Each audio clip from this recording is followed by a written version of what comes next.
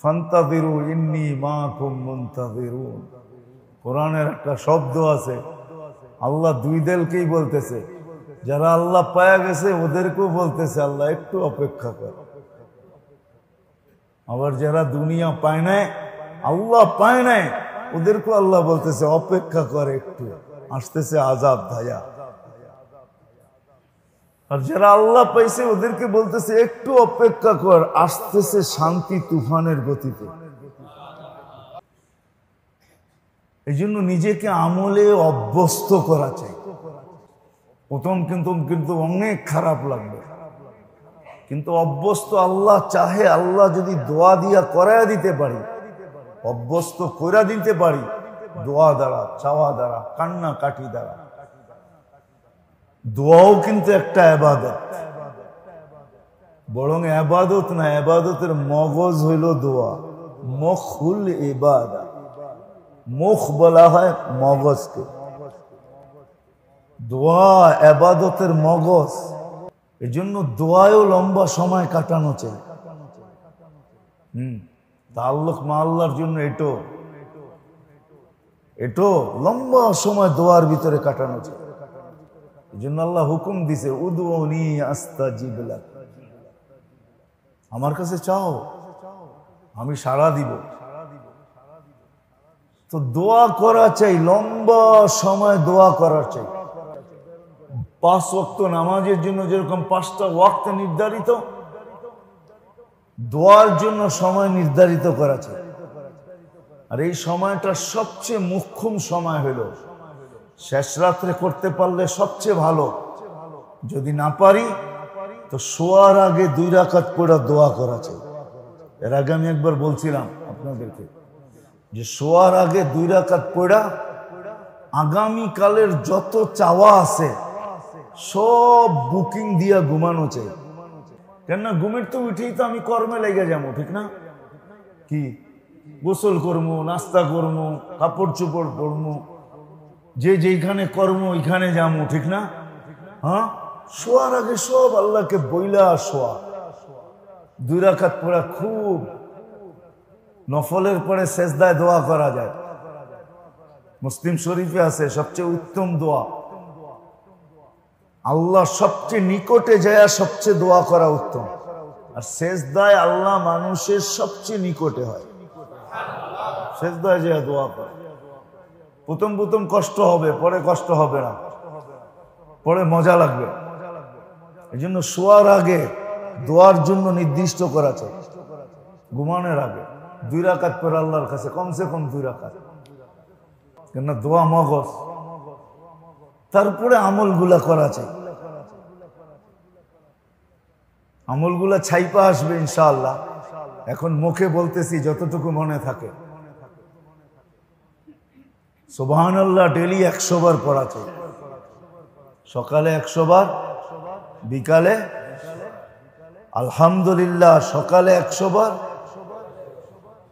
লা ইলাহা ইল্লাল্লাহ সুবহানাল্লাহ আলহামদুলিল্লাহ লা ইলাহা ইল্লাল্লাহ, সকালে 100 বার, বিকালে আল্লাহু আকবার।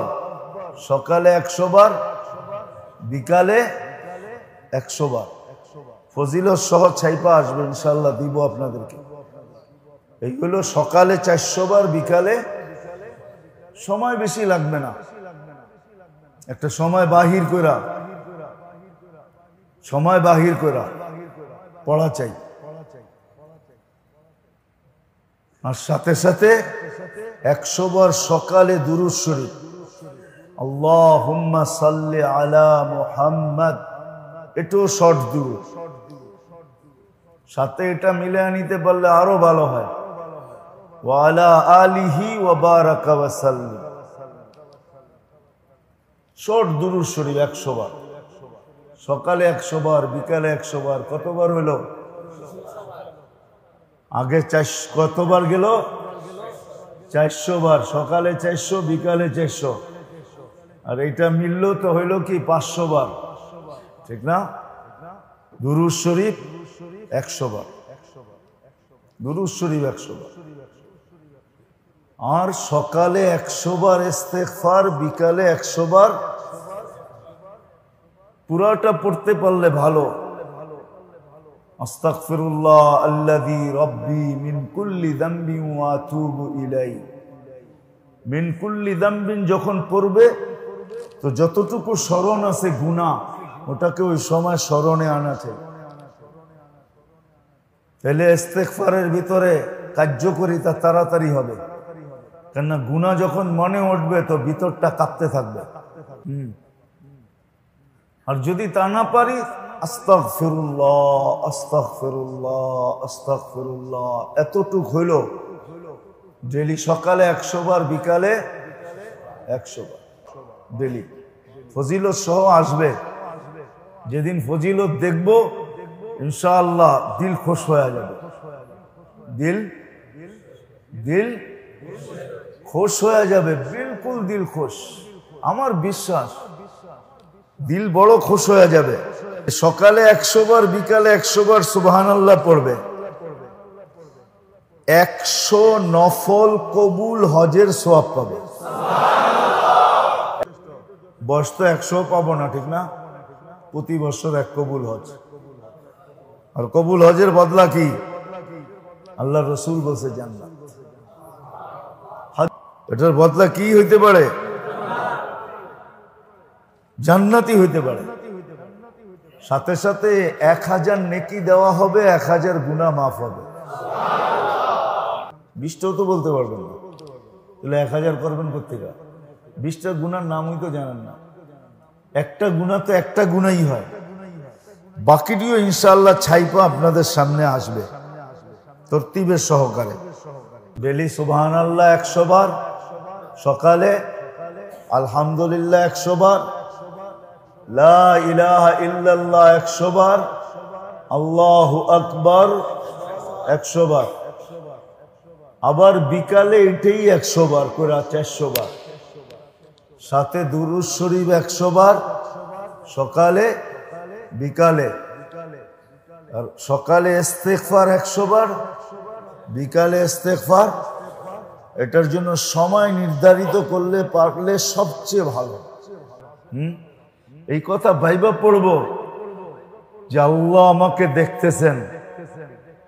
আল্লাহ তো শুনেন, এটাকে হাজের নাজের বলে। বিলকুল আল্লাহকে হাজের নাজের চাই না, তারপরে পড়তে থাকবে। তাইলে কিন্তু কার্যকরিতা খুব দ্রুত গতিতে হবে।